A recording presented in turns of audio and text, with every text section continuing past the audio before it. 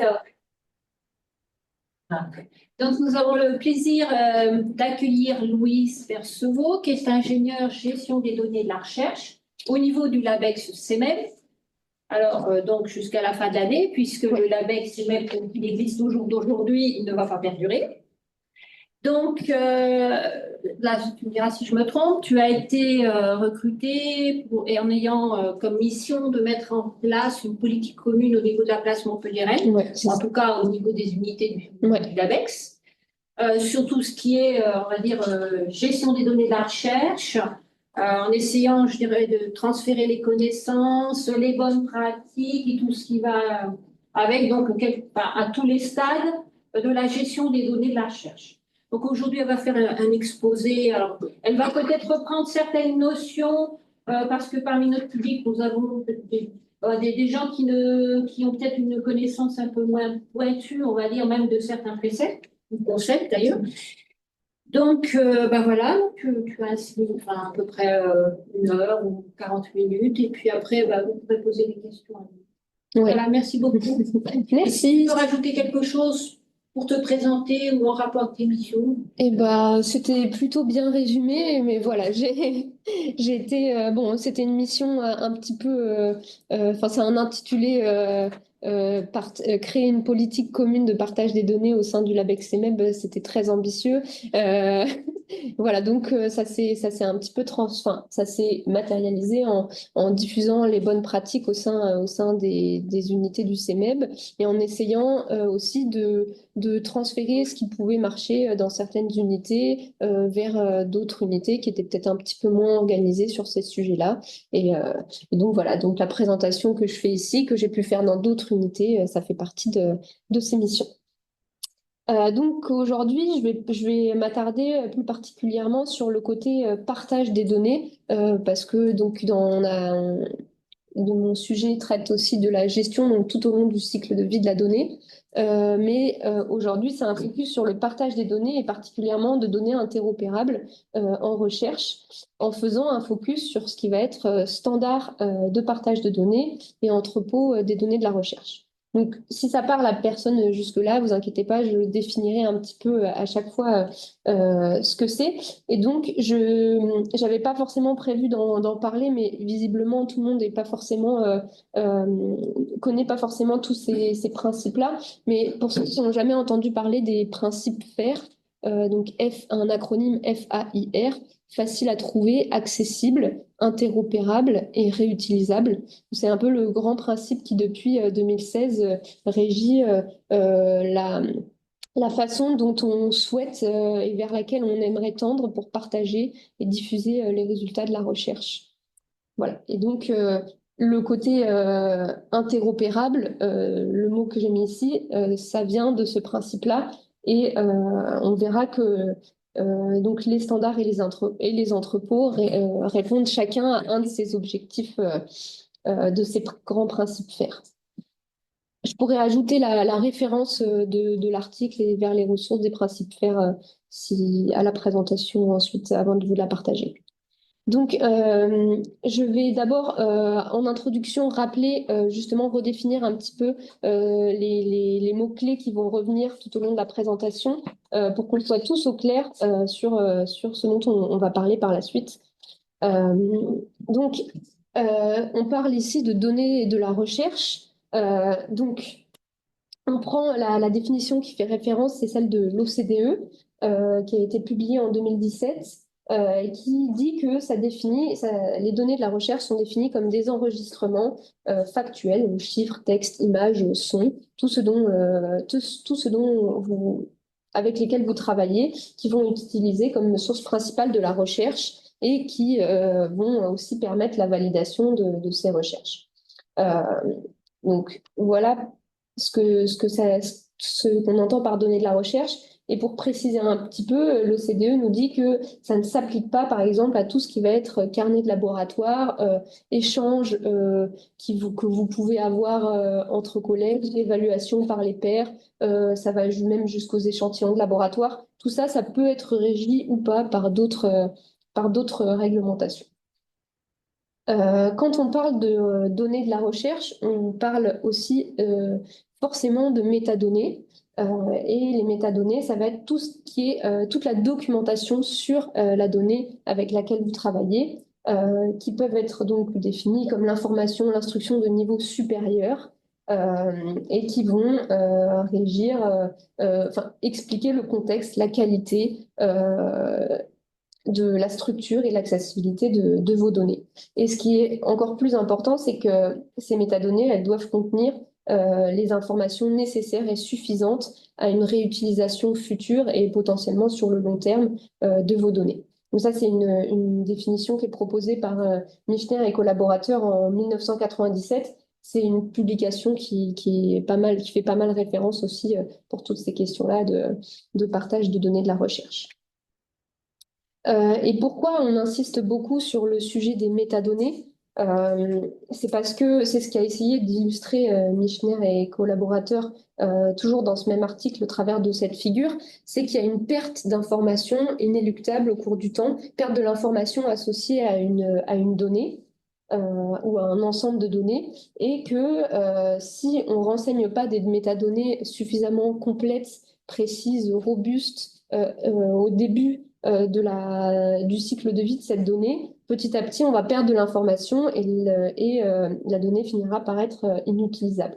Donc les métadonnées, vraiment, on insiste un peu sur ça, mais ça vient un peu essayer de raccourcir, d'augmenter la durée de vie de cette donnée dans le temps. Donc maintenant que j'ai fait un petit rappel sur les métadonnées, une fois qu'on a des données et des métadonnées, on va essayer, pour pouvoir les partager, il va falloir qu'on parle le même langage, un langage commun, donc on essaie de se comprendre. Et c'est là que vont intervenir les outils tels que les standards d'échange de données et de métadonnées.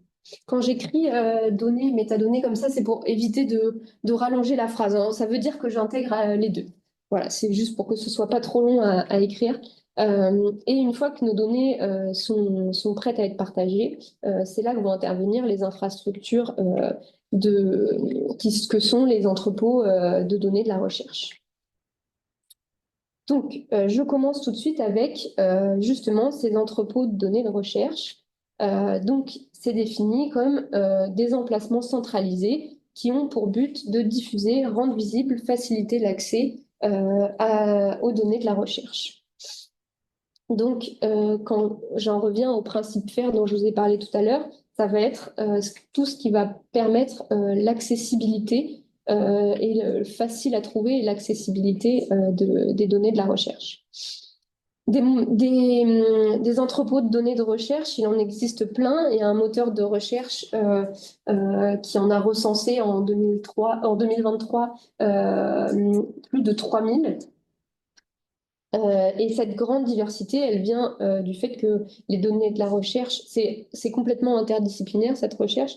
Donc, on a une diversité de données de recherche qui sont assez importantes. Et pour répondre à ce besoin-là, on a besoin d'une diversité d'infrastructures. C'est au niveau international? Oui, c'est international, ouais. Je vous repartagerai le lien le lien de ce moteur de recherche d'entrepôt un peu plus tard. Et donc, pour essayer de classifier un petit peu tous ces entrepôts-là, je vous propose donc une première catégorie qui va être tout ce qui est pluridisciplinaire et généraliste, donc qui va accueillir des données de toutes disciplines confondues, qui n'est pas du tout spécialisé. Et au contraire, des entrepôts, cette fois, qui vont être plus disciplinaires et plus thématiques. Donc ça, c'est deux grandes catégories. Et parmi les entrepôts généralistes, il va y avoir tous ceux qui sont portés par les tutelles, dont on parle souvent, les Dataverse, Dataverse IRAD, Dataverse INRAE, Indores pour le CNRS, etc. Recherche DataGouv aussi, je vous les remettrai. Et puis les autres, on verra aussi, il y en a des assez connus. Donc on se retrouve avec ces trois grandes catégories thématiques, institutionnelles, et donc de façon générale, ils sont généralistes et les autres généralistes. Les thématiques, c'est ceux qui vont être le plus diversifiés, forcément, mais même au sein de ces thématiques, on va avoir plusieurs niveaux de spécificité. Par exemple, l'entrepôt Sinoé ou Pangea. Sinoé, c'est pour les données qui sont issues de la recherche en milieu marin. Ça va être des entrepôts qui sont certes thématiques, mais en la recherche en milieu marin, ça intègre des types de données assez différents.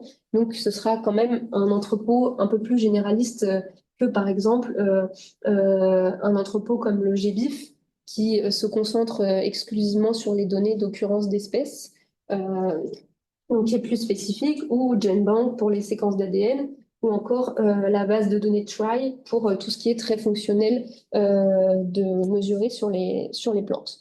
Donc voilà, on a différents degrés de spécificité, ou même au sein des entrepôts thématiques. Et les entrepôts généralistes, pour ceux qui en ont jamais entendu parler, et en plus généralistes institutionnels, je vous ai remis les liens vers chacun des entrepôts. Et les entrepôts généralistes autres, donc vous connaissez peut-être sûrement Zenodo. Il y a aussi, voilà, j'ai mis trois qui sont assez connus, Briad, Fixer. Et pour les entrepôts institutionnels, c'est pas parce qu'ils sont portés par nos tutelles que c'est forcément les solutions qui sont à privilégier.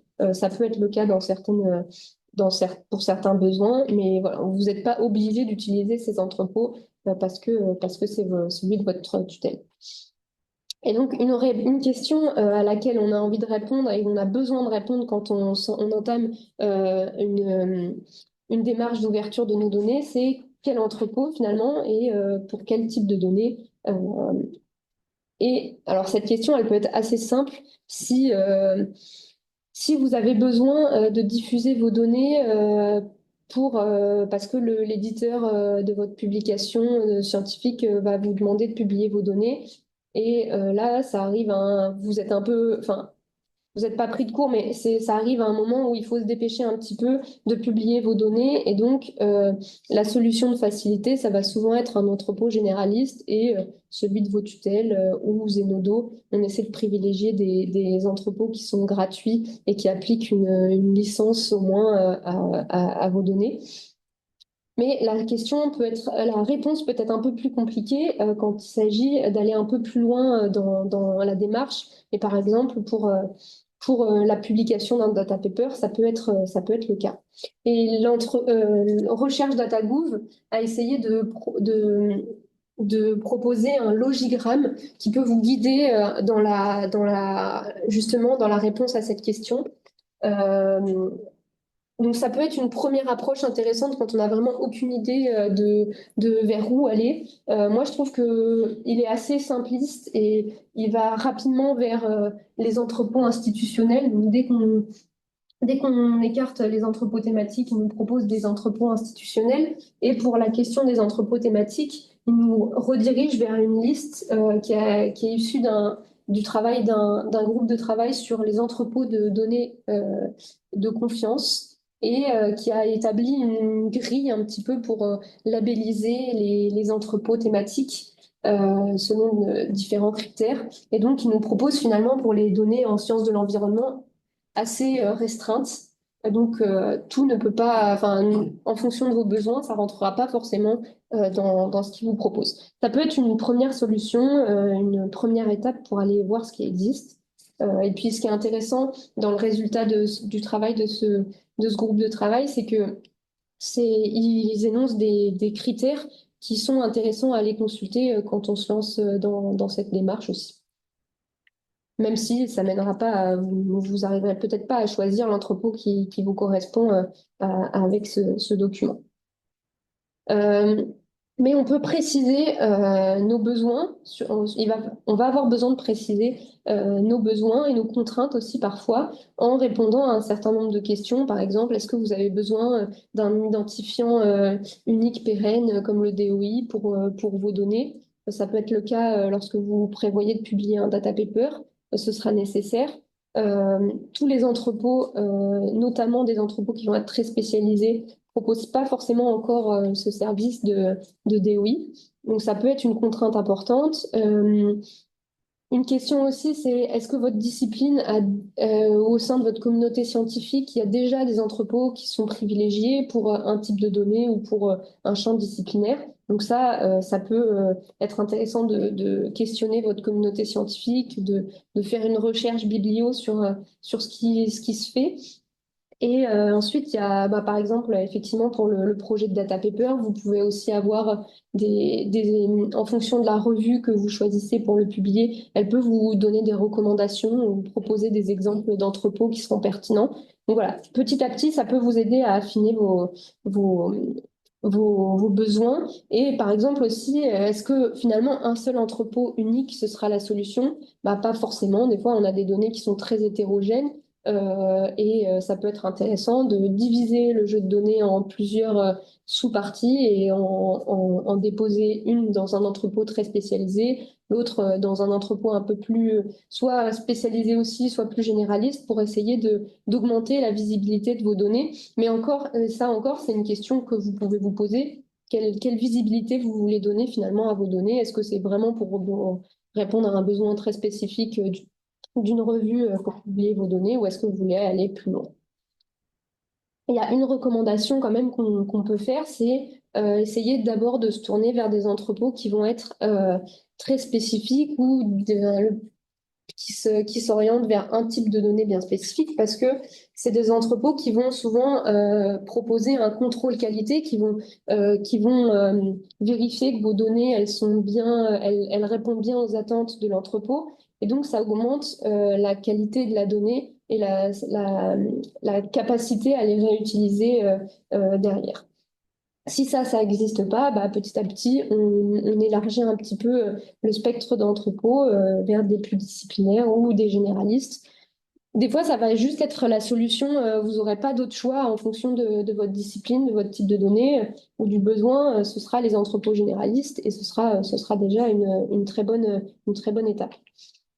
Donc voilà quelques ressources que vous pouvez aller consulter quand vous initiez cette démarche. Donc là, je vous ai remis des moteurs, des catalogues d'entrepôts, des moteurs de recherche sur lesquels vous pouvez filtrer en fonction de votre discipline, de votre besoin, par exemple, de DOI, etc. Donc il en existe plusieurs. Le premier, c'est celui qui va être le plus complet, c'est celui qui a recensé plus de 3000 entrepôts de recherche.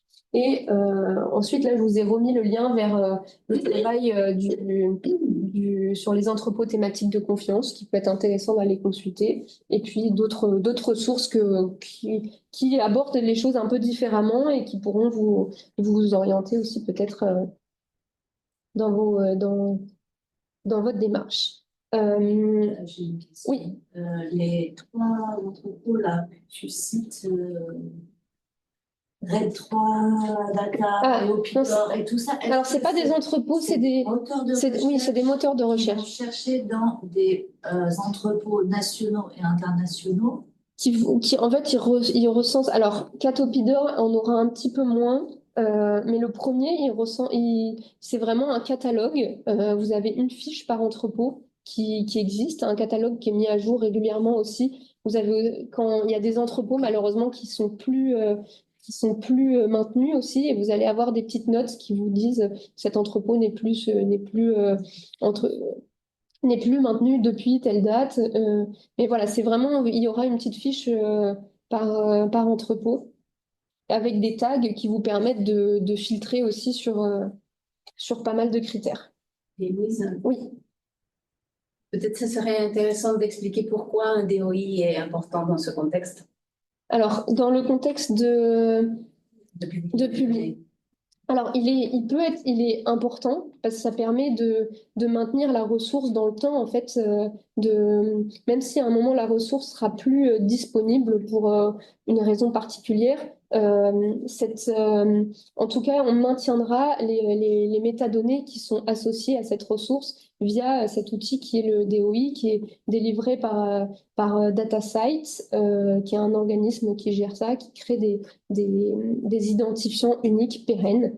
Et donc, ça permet aussi, par exemple, si votre jeu de données est associé à un DOI, de pouvoir le citer dans votre article Donc voilà, tous les articles scientifiques sont associés à des DOI et c'est ce qui permet aussi de les citer et de maintenir la ressource dans le temps. Et si l'entrepôt disparaît? Alors ça, c'est des questions.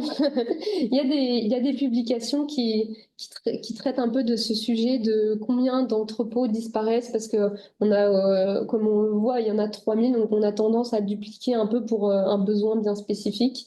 Et en général, il y a donc soit c'est une grosse catastrophe et on perd tout ce qu'il y a dessus, soit les données sont maintenues un certain temps, ils vous proposent de basculer sur un autre entrepôt. Mais c'est pour ça qu'effectivement, de consulter ce document-là sur les entrepôts thématiques de confiance, ça peut essayer d'aiguiller, d'écarter des entrepôts qui vous semblent pas forcément euh, fiable parce que on vous garantit pas le maintien de vos données sur une période suffisamment longue. Donc voilà, ça fait partie des critères qui sont listés dans ce document. Mais effectivement, et même pour les tutelles, on peut se dire qu'on peut avoir un peu plus confiance oui, sur les entrepôts institutionnels. Mais finalement, effectivement, enfin, si l'IRD à un moment décide d'arrêter de maintenir ce dataverse, par exemple, il faudra trouver des solutions. Ben, ce sera basculé. Bah, j'espère. Non, mais il y a pas de raison que que ce soit le cas. Mais voilà, en tout cas, effectivement, c'est une question à se poser. C'est pour ça que un groupe de travail a vraiment essayé de spécifier des critères sur lesquels on peut s'appuyer pour. Donc, je pense que c'est important d'aller voir et d'aller voir sur ces entrepôts-là, sur ces critères-là pour faire son choix aussi. En tout cas, nos instituts nous incitent à verser sur leur propre dataverse. Oui, C'est une incitation. bah, c'est une incitation forte, mais par exemple, dans certaines disciplines, ce sera pas forcément pertinent. Et je vais aussi en parlant des standards de partage de données, vous expliquer aussi pourquoi ces entrepôts généralistes, qui sont une solution pertinente dans certains cas, peuvent aussi avoir ces limitations en termes de données, enfin, d'interopérabilité. Et quand je parle d'interopérabilité, vraiment, l'objectif, c'est pour la réutilisation de la donnée, la reproductibilité des recherches qui sont produites. Voilà, donc à la fin de la deuxième partie, je ferai le lien un peu entre entrepôt et standard. Donc voilà, maintenant je vais vous parler des standards de partage de données et de métadonnées. Donc tout à l'heure, je parlais en introduction des métadonnées et de leur importance pour garantir l'interopérabilité des données dans le temps. Les standards, c'est un autre outil, un autre levier vers cette interopérabilité. Donc un standard, c'est une référence qui est publiée, qui est diffusée, dont l'utilisation est suffisamment répandue et reconnue au sein d'une communauté, d'un domaine, et qui permet d'établir ce langage commun et d'augmenter l'intégrité, la précision, la cohérence. Et le but, c'est de clarifier des significations qui sont parfois ambiguës. Et donc, j'en viens à la définition de l'interopérabilité, qui est vraiment la capacité d'un produit, d'un système à fonctionner avec d'autres produits, d'autres systèmes existants ou qui seront créés dans le futur sans qu'il y ait de modifications supplémentaires à apporter. Donc, en gros, c'est vraiment l'idée que le produit de la recherche soit un petit peu autonome et puisse être compris sans qu'on ait besoin de revenir vers le chercheur 5 ans plus tard pour comprendre ce qu'il a voulu faire. Et des standards, donc ça, peut-être que là le mot vous parle pas trop, mais finalement on en utilise plein. Le standard international des unités de mesure, c'est un standard, c'est une norme. Toutes les normes ISO qui peuvent régir plein de choses, ce sont des standards. Et ça nous sert à avoir un langage commun, à pouvoir communiquer. Et il y a aussi des ponts et des correspondances qui se créent entre ces standards pour qu'on puisse, même si on n'utilise pas toujours les mêmes, qu'on puisse se comprendre.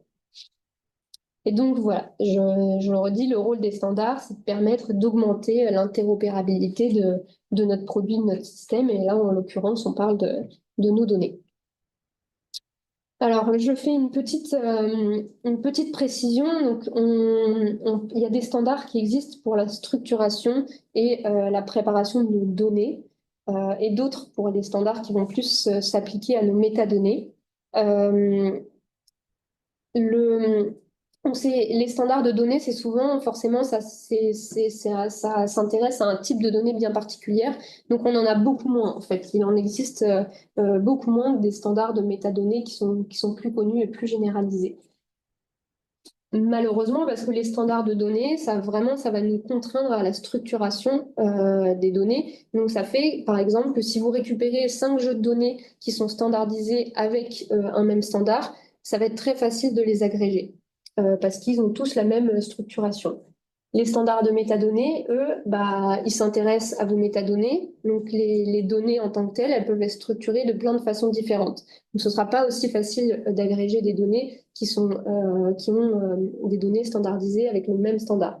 Mais c'est d'où l'importance que ce soit complémentaire et qu'il n'y ait pas forcément besoin que de l'un ou que de l'autre. L'idée, c'est quand on peut d'utiliser les deux. Tu vas donner des exemples. Alors, oui, il y a des exemples qui sont, j'y viens un petit peu plus tard. Pour les standards de données, métadonnées, il y en a pas mal que enfin, en fait, on les utilise, mais sans forcément le savoir. Par exemple, si vous avez déjà ouvert le Dataverse, CIRAD, IRD, INRAE, on vous propose un formulaire pour renseigner vos métadonnées. En fait, derrière ce formulaire-là, il y a des standards de métadonnées. Il y a le standard du Blinkcore, il y a le standard de DataSite. Voilà, c'est sous-jacent, c'est des standards un peu génériques qui vous permettent de, de renseigner un minimum d'informations sur vos données. Il y a... les auteurs, oui, voilà, c'est ça. Ouais. Tout ça. Ouais. Ils sont formatés d'une manière. Ils sont formatés. Et pour vous, pour que ce soit sympa à remplir, on vous met sous forme de formulaire, mais à la fin, enfin, derrière, il y a un standard qui est utilisé. Et par exemple, un autre standard qui est plus spécialisé, c'est l'Ecological Metadata Language. Donc lui qui est vraiment axé sur la description des métadonnées en écologie. Et donc qui va aller beaucoup plus loin dans la description de votre jeu de données. Pour les standards de données, il y a le standard, par exemple, qui est utilisé par le GBIF, le Darwin Core, qui est un standard très spécialisé sur les occurrences, les occurrences de biodiversité. Et ça ne s'applique pas forcément à tous les champs disciplinaires. Et après, je vous proposerai aussi des moteurs de recherche qui vous permettent d'aller chercher et trouver les standards qui peuvent correspondre à vos besoins. Mais c'est pour un peu pousser. Hein. Oui. Dans le GNIF, tu as le Darwin Core. Oui. Dans le Darwin Core, tu as des standards ISO, genre la date, oui, etc. Oui. Comment tu hiérarchises tous ces trucs quand tu parles de standards de données, de métadonnées? À un moment, c'est compliqué. Alors, justement, ici, j'ai peut-être oublié de le préciser.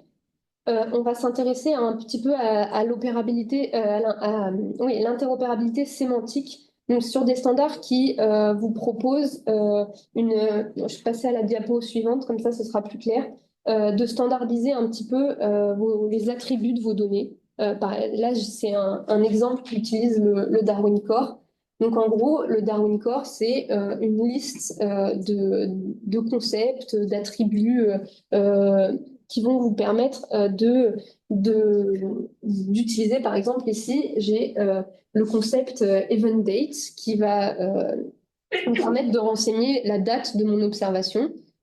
Et effectivement, ils vont nous proposer une définition. Donc, en gros, c'est un dictionnaire de termes, si on veut vulgariser un petit peu, qui va nous proposer une définition, un lien permanent qu'on va pouvoir citer et qui va nous permettre de dire j'utilise ce terme-là de tel standard. Et on a aussi des exemples. Mais par exemple, le Darwin Core, il ne contraint pas forcément à l'utilisation d'une norme pour l'enregistrement d'une date. Ça peut, enfin, il vous donne des exemples, il vous dit, bah, ce serait bien de suivre, si vous êtes dans tel cas, ce serait bien de suivre cette façon-là d'écrire une date, etc. C'est pareil pour l'Ecological Metadata Language. Il vous dit, bah là, dans ce champ, il faut renseigner la date, mais il vous contraint pas forcément à l'utilisation d'une norme en particulier pour cette date. C'est pas il y a des standards en gros, c'est une standardisation emboîtée on peut aller très loin, très finement dans la standardisation d'un jeu de données, mais il faut, par exemple, le Darwin Core a trouvé un peu un juste milieu faut que ce soit un petit peu permissif pour pouvoir représenter un peu tous les cas de figure et que ce soit quand même un minimum standardisé pour Il faut lui dire qu'on quand même puisse. quel format on utilise. Tu lui mets la date en ISO, il faut lui dire c'est l'ISO. Tu lui mets la date je sais pas quoi, en européen, il faut que tu lui dises. Si. Oui, il faut que tu puisses lui préciser ça. Ouais. Mais du coup, j'en viens aussi, c'est pareil pour quand on utilise un standard. Si on l'utilise par exemple pour standardiser le nom de nos variables, de nos attributs, c'est pareil. À un moment, il va falloir qu'on dise dans nos métadonnées qu'on a utilisé tel standard pour par exemple, le nom de cette variable event date ou décimale latitude. Il va falloir qu'on lui dise, bah voilà, moi j'ai utilisé la définition de tel standard. Parce que si on ne le fait pas, bah, on a beau avoir utilisé un standard, si c'est pas explicitement dit, personne pourra être vraiment sûr que on fait vraiment référence à ce terme-là. Et au niveau de l'interopérabilité, là, ça ne se fait pas parce que les machines se comprennent pas.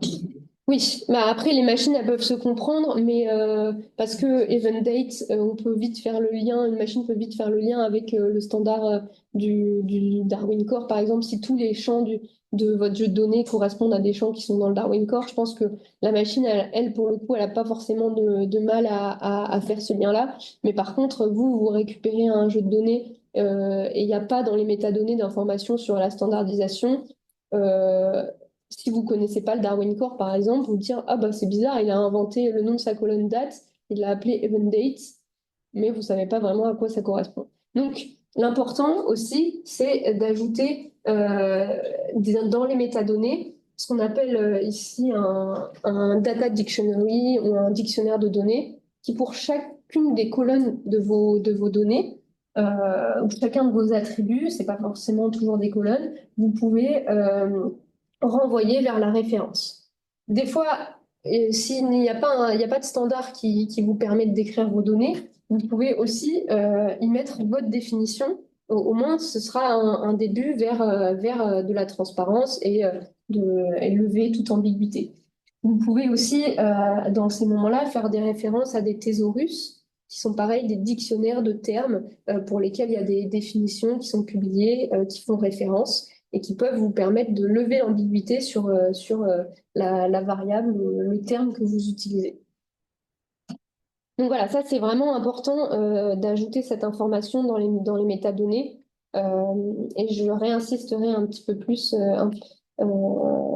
sur ce point-là.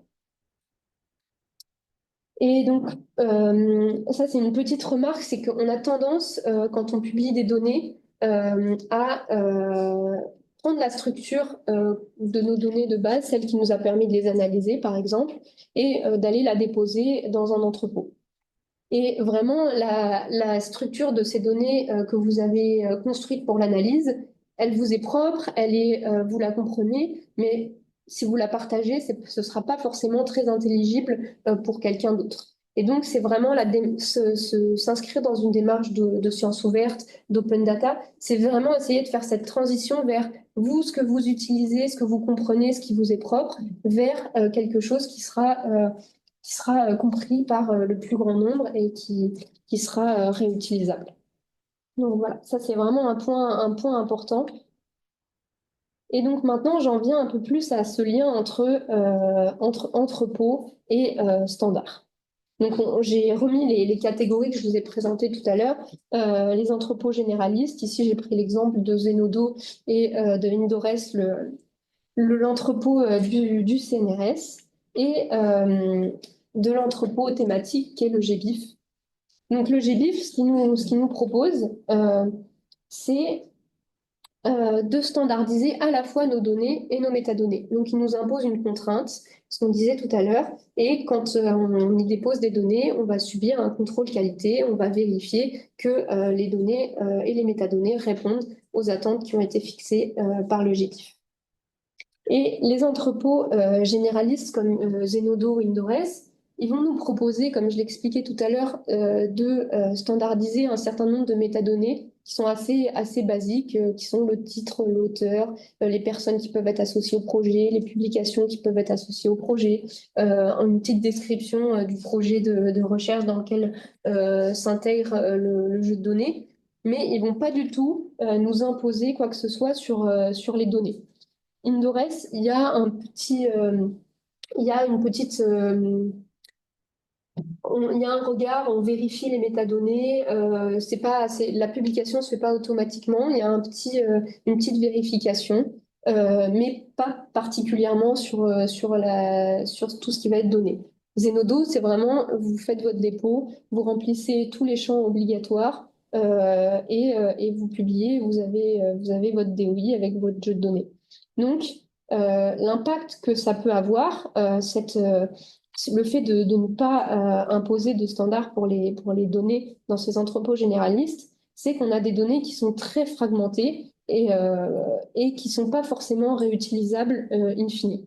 Donc, on initie une démarche, mais malheureusement, et c'est le cas pour beaucoup d'articles, pour beaucoup de jeux de données, concrètement et techniquement, ensuite, si on récupère les données, on peut pas reproduire les analyses qui ont été faites déjà rien que dans l'article. Et alors, pour réutiliser les données de façon pertinente, et ben là, ça en sera encore plus compliqué.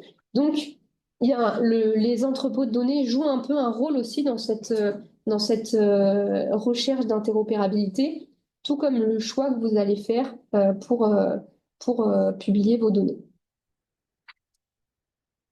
Et donc, comment on fait quand l'entrepôt généraliste, c'est la seule solution pour publier nos données? C'est pas, enfin, ça va vraiment être le cas pour beaucoup de personnes qui souhaitent entamer cette démarche.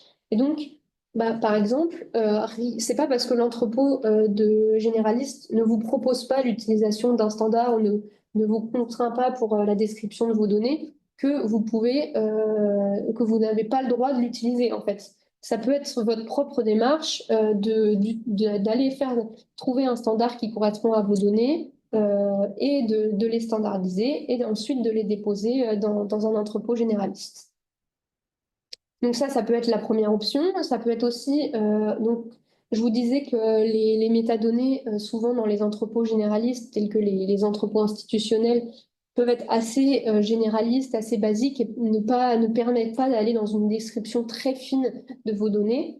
Et ça peut être intéressant d'ajouter ce qu'on appelle souvent un README en plus, donc un fichier que vous pouvez mettre en PDF, en .txt, peu importe, qui détaille vraiment vos données, les choix qui ont été faits, méthodos, les protocoles. Enfin, vous pouvez aller très loin dans la description de vos données. En tout cas, tout ce qui vous semble pertinent pour que la donnée elle puisse être réutilisée par n'importe qui.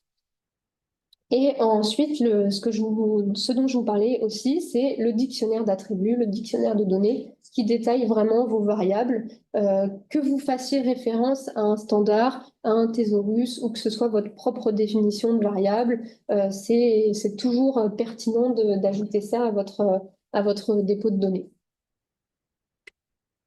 Et donc, à la diapo de tout à l'heure, je vous ai ajouté tout ce qui va être cette fois catalogue qui recense les standards qui existent. C'est pareil, c'est international, ce qui existe en fonction des disciplines. Voilà, pour ce qui est des standards.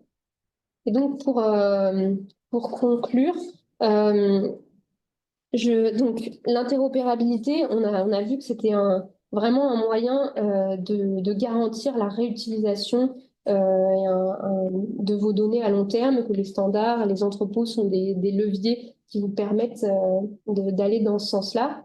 Mais malheureusement encore, par exemple, pour les standards qui vont être très spécifiques, et dont on a besoin parce qu'on veut toujours, enfin, c'est toujours mieux d'avoir quelque chose qui est adapté à ces données et qui permet de les décrire ou de les structurer de façon précise.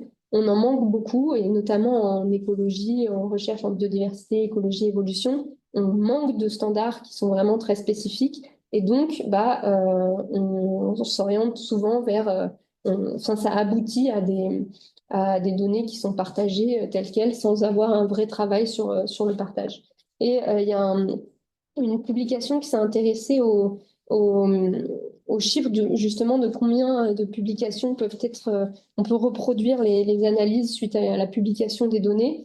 Et donc chez les éditeurs qui obligent à la publication des données associées à des articles, il y a plus de 50% des données qui sont publiées qui ne permettent pas la reproduction totale ou partielle des analyses, des recherches qui sont menées. Et donc ça fait complètement entrave au principe de reproductibilité de transparence aussi de la recherche. Donc, les communautés scientifiques doivent aussi s'emparer un petit peu de cette question qui est vraiment pas simple et qui peut être complexe, de créer des standards qui sont adaptés à vos besoins. Il n'y a pas forcément besoin de repartir à zéro. Par exemple, le Darwin Core dont on parlait, il s'inspire d'un standard qui est le Dublin Core, qui est beaucoup plus générique et qu'ils ont adapté, fait évoluer au fur et à mesure pour répondre aux besoins de ce partage d'informations sur les occurrences d'espèces. Donc, et aussi, et donc on peut aussi valoriser l'existant, le réutiliser, l'adapter et rendre plus visible cette démarche qui vont jusqu'à un partage de données un petit peu poussé. Et c'est un travail que j'essaie de faire, que j'ai essayé de faire cette année et qui, j'espère, pourra se poursuivre un petit peu sur justement créer, recenser des exemples de partage de données qui sont innovants ou qui peuvent simplement être bien faits jusqu'au bout et pouvoir servir d'exemple à la communauté c'est toujours plus facile de partir d'un exemple ou de partir d'un retour d'expérience pour pouvoir initier un, une démarche. Et donc, si jamais parmi vous, vous avez connaissance de ce genre d'initiatives qui sont justement souvent pas très visibles, on n'entend pas toujours parler de ces initiatives, je veux bien que vous me les fassiez remonter et que je puisse créer un petit peu cette banque d'exemples qui peut servir à à plein de chercheurs, chercheuses qui souhaitent se lancer dans cette démarche.